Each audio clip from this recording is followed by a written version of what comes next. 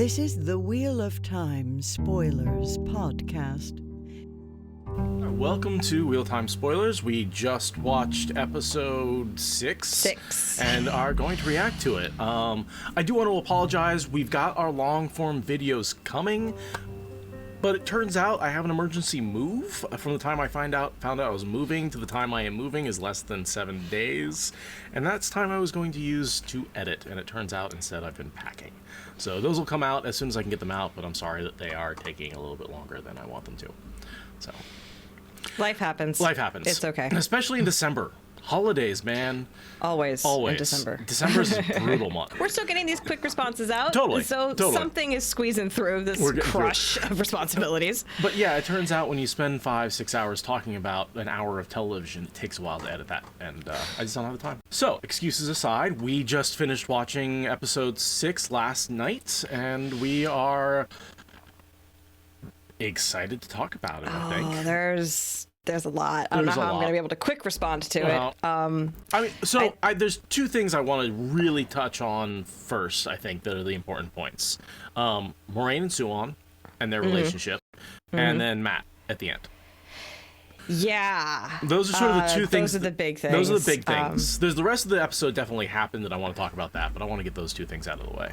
Yeah. I'd say my overall impression of the whole episode was it was very thoughtful. There was a lot of, it's intense, but there's no like big action sequences and there's no physical danger. It was just this thoughtful, this is the part of the books where the politics happen, right? Yeah. This is huge sections of later books is just these politics. And we got an episode that's like those books. Mm-hmm. And so there's just so much to parse apart. Really enjoyed it. Like, definitely really, really enjoyed it. But it was, at the end, I wasn't sitting there, like, screaming. I was sitting there just, like, thinking. Just, like, completely lost in thought already. It's a hard episode. It's a hard episode to talk about because it's an episode that I want to think about more than I want to talk about. Yeah. But it was intense. It was good. Yeah. And yet again, reading the books for the first time because they are using the world to tell a fresh story. Like, that part has not changed for me at all. You know what I want, though, that I'm not getting? The Aaron Sorkin West Wing style walk and talk. All the lines have a lot of this. When I say it's a thinking episode, every line they say, and then you have time to think about it and think about what it means and how the characters react to it. What I want is just a little bit of two characters having a very active back and forth with a lot of subtle clues hidden in it. You know? Whereas I feel like here we're getting more gravitas, these lines delivered with emphasis and style, which I like. I like it a lot.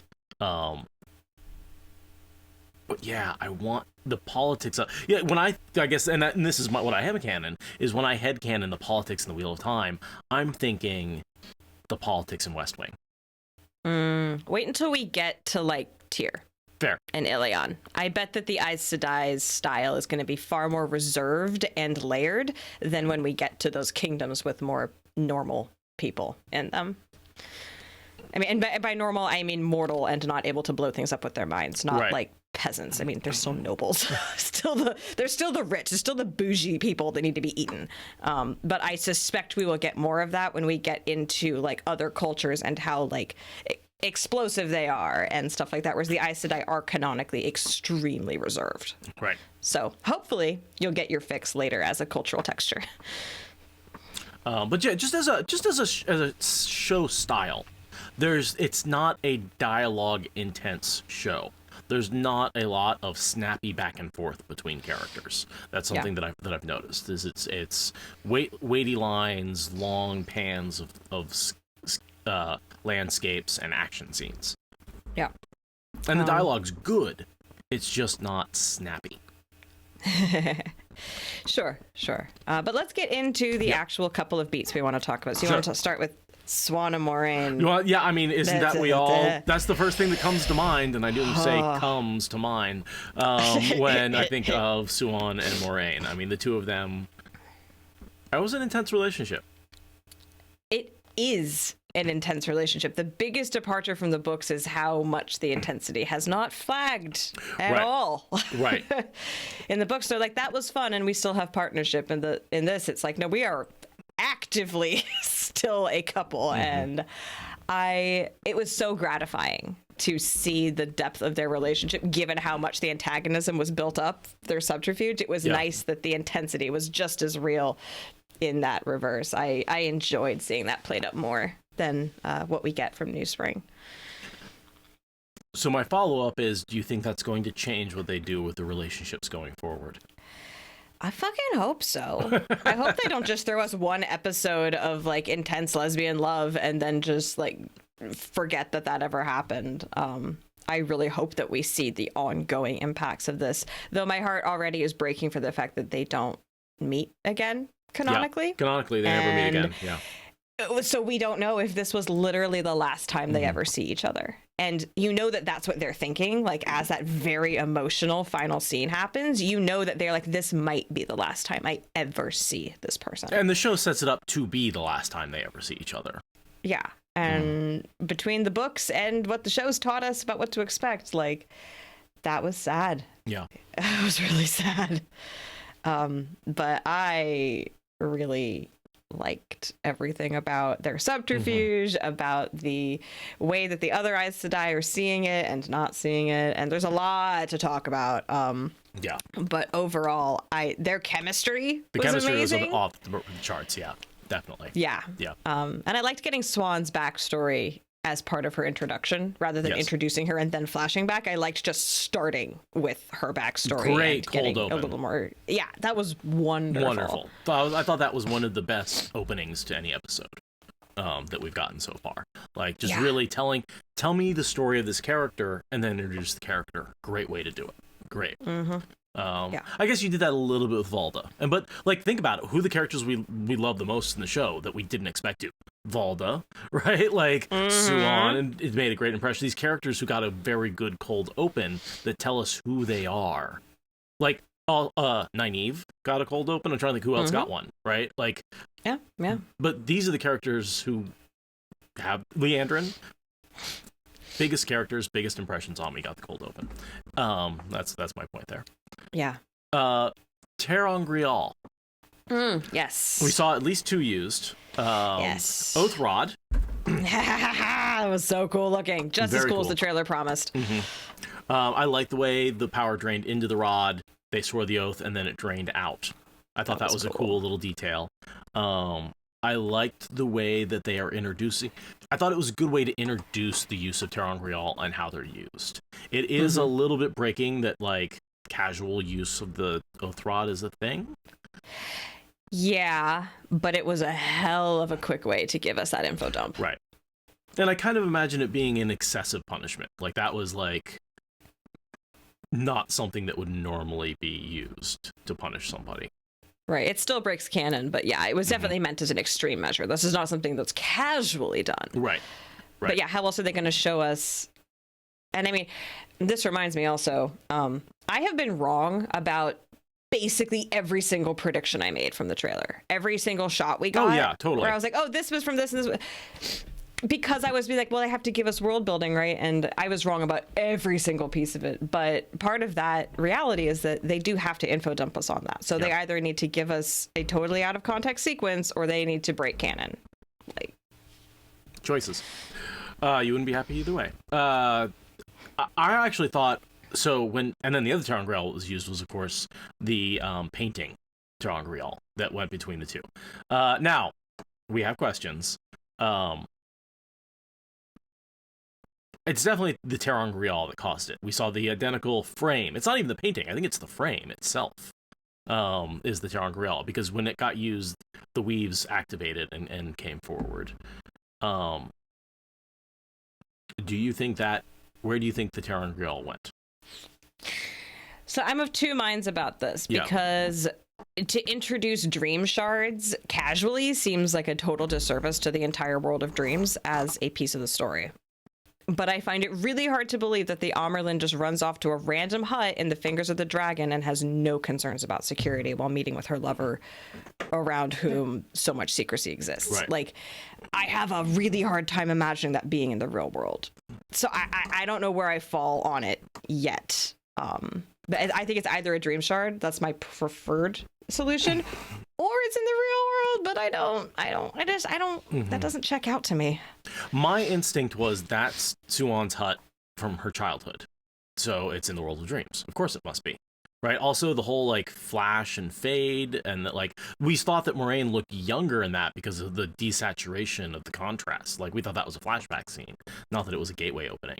So to me, that feels like they are entering a dream shard in the flesh. Also, someone points out that they do costume changes a couple of times, but that could just be time. It doesn't necessarily have to be an instant change. So I need to go back. Again, this is a deep dive. I don't know yet if that's actually Suon's hut from her childhood that she's in, or if it's just sort of a replica. Yeah, it's definitely got to rewatch and, like, stop it and, like, look at all the details and But I prefer the idea of the dream shard simply because the idea of gateways, like being able to gateway, seems weird. Right. And also, I like that you open up the Ter'angreal and it's a painting, and you enter a shared space that is the painting, rather than, like, that makes more intuitive sense. Yeah, rather than two gateways that both go to the same place in Tyr. And there wasn't, like, anything in the hut that would have been the destination. So yeah. I'm favoring Dream Shard, despite the extra that said otherwise. Yeah. Let's see, other questions? Leandrin's man in North Harbor? See, I think that they're bringing forward the whole, and it fits with a line she said earlier to Nynaeve. I think they're bringing forward the idea that some Reds do, like Tovann, like to sleep with men. I think they're literally just bringing that little detail of Tovann into this character, that she actually likes sleeping with men and has a secret lover in North Harbor. I don't think it's anything more nefarious than that. I'm probably wrong. Well, you're on the Leandrin's not a dark friend because she's kind of a Lyda, and Lyda wasn't a dark friend train, right? I mean, I am very confused about if she's a dark friend or not. I'm not convinced either way at this point. Fair. I think it's her dark friend contact, possibly Fane, right? So I think we're getting a Lyda Leandrin combination, and how do you get that combination corrupted by Fane? Well, she's been meeting with him in North Harbor. Well, Alviarin meets with him. Yep. But yeah, it could totally be Fane. I could definitely see it being Fane. That would not break my brain at all. But my first impression was it's just she's a Red who secretly actually likes dick. Oh, because canonically that would be, I mean, we know Tovann gets punished for that. So whereas I would say, based on the way she touched Moraine's cheek, she is, I mean, and no bisexual erasure here, but, like, definitely lesbian first, definitely gay. Sure. Does she also like men?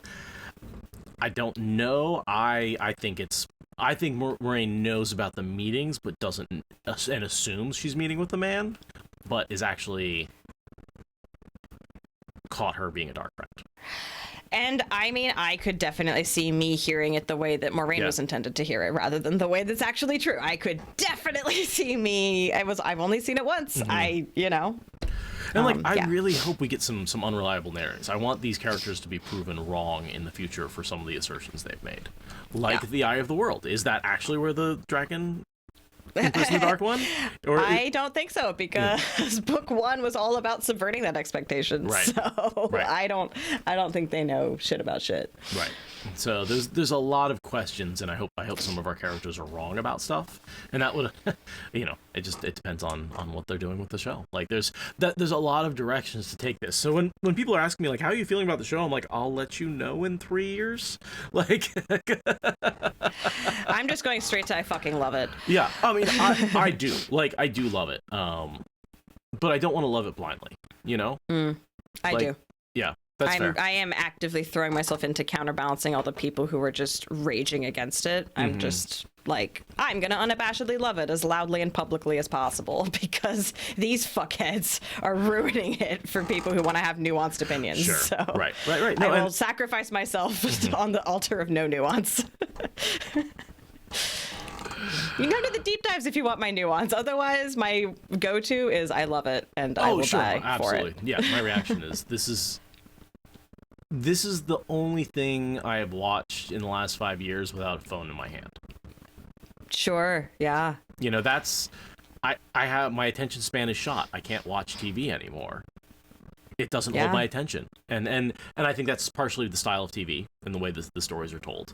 And I think that this is much more intriguing than anything I've ever seen. The visual detail. Yeah. You can't look away. There's always new shit to look at. Right. And like Brandon, he's not a fan of TV. Right. He's not a fan of fantasy TV. He's still enjoying sitting through my first watch with me. He's like, this is fine. It's not great, but he never would have liked it. There is no version of this series he would have liked, but he's still willing to sit down and watch it with me and say, yeah, I'm following the story. It makes more sense than Dune. It's fun. Like, fine. It's fine. So yeah. Waygate opinion? Have you watched Stranger Things? Yes. That transient space with the water on the floor, that is what the waves are supposed to look like. It is not supposed to look like Moria having an electrical meltdown. I am not happy. Oh, you're upset? Okay. I have been so excited for that weird, blank, void, claustrophobic emptiness. And we know it exists because Stranger Things fucking did it. And they give me styrofoam spray painted gray with like a thunder sheet and a strobe light. I need them to do better when we get a longer look at the ways. I'm not happy. The gate was fine. I loved the part where she got the darkness illuminating on her face instead of light. I'm fine with her using the one power to open it, like whatever. I was already committed to the fact that the way gate wasn't going to look like I thought. The ways I had hopes for that have been dashed currently. Interesting, because I feel like we didn't get much about the ways other than there was some darkness, and those rocks could just be like the back of the Waygate. But there was lightning. What the fuck was with light? There's no lightning. We'll see. We will see. Yeah, we will see. Yeah, no, it was just funny. Whereas I had a completely different opinion. I was like, oh, they didn't. You have to use the power to open the gateways. Well, clearly the portal stones and the gateways are being combined in some way, right? Because you have to channel to use them. I did love that she channeled a trefoil leaf, which I didn't notice till I saw a couple people talking about it. Yeah. But super cool. Love that head nod. Yeah, that was a nice head nod. Yeah, and then we left Matt behind. Presumably, I would love to see him interact with Fane. I would love to see him back in the what, like if that character is left behind, what is he doing in the meantime? Well, you got Fane back, you've got Leandrin back there. Like, who else could he be interacting with? Suwon. Like, we see him interact with all those characters when he is in Tarvalon. Also, his lucky night. Yeah, Tom, right? Tom, like, what if he is the one who's like, oh my god, Tom! Right. Yeah, and I won't say that the whole healing of the dagger thing was too easy. I was very surprised at how the dagger thing went, but there's a huge amount of room for the dagger to come back for a second round. And I feel like that might be part of why they glossed over it, was because they're going to have the Fane Matt dagger thing somehow happen. Because, yeah, leaving Matt behind is like, he has to meet up with another major character. It's got to be either Tom, Fane, or Anne Aes Sedai. Either Swan or Leandrin, probably. Probably not, though, because he's not going to do Aes Sedai. So it's probably going to be Tom or Fane. And the dagger is probably going to be involved. And how is he going to rejoin the party? Like, how are we going to have everything at the end of the world without Matt? And is this the last we see of Barney? Like, yeah. Well, probably, because we do know this was the last episode that was filmed before the pandemic. Oh, yeah. The break between episodes 6 and 7 is the pandemic. It was about a year. So this is the last thing. Weird. The last thing was filmed pre-pandemic, and then the next episode 7 is filmed post-pandemic. So I wouldn't be that surprised if we see a tonal shift for the last 2 episodes. I mean, how could they not? Simply because a year had gone by. Yeah. They're all going to be a year farther into their lives. One pandemic notch on their belts. Right. We're all different. Oh, that's people. going to be interesting to bring to our watch of episode 7 to be like 1 year later, aka 1 week later, like, aka an hour later, or 1 second later, right? I mean, it could be just the gateway closes and they turn around, right? Like that could be the next thing we see. Yeah. That's So, yeah, lots of thought-provoking content in this one. I liked that this was a slower episode. It wasn't so flashy, it wasn't loud, there wasn't any jump scares. I liked that we got a lot more talking and a lot more panning shots of costumes. We are going to take so long to go through the Hall of the Tower.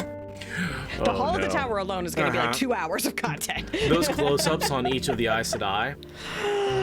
Fuck, we have to identify them all. Yeah. I'm calling it now. It's going to be a 3-parter. I'm sorry. I'm going to go get Adobe Premiere this weekend. They just keep getting longer. I can't argue with you because they just keep getting longer. And so, yes, it's... I'm going to go get Premiere. I'm going to learn how to do this probably by the time we get to our deep dive of... Help, I'm drowning in content. Help me. Yeah. So yeah, I'm going to make that happen. But otherwise, I think we've covered what we need to cover for this quick reaction. Totally. And come back soon to our channel for more content. Thanks for joining us for this quick, ridiculously superficial overview.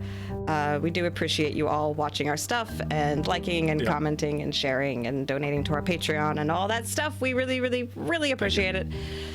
Final comment, there was almost no Emond's Field 5 in this episode. This was such an Aes Sedai episode. All Aes Sedai. So much Aes Sedai. All the time, yeah. So good. So good.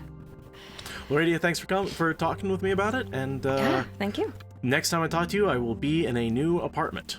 So hopefully the internet holds up. Good luck with that. Thank you. Bye. Bye. Thank you for listening to the Wheel of Time Spoilers podcast. Rate us in the Apple Podcast app or support us on Patreon. Is that good enough?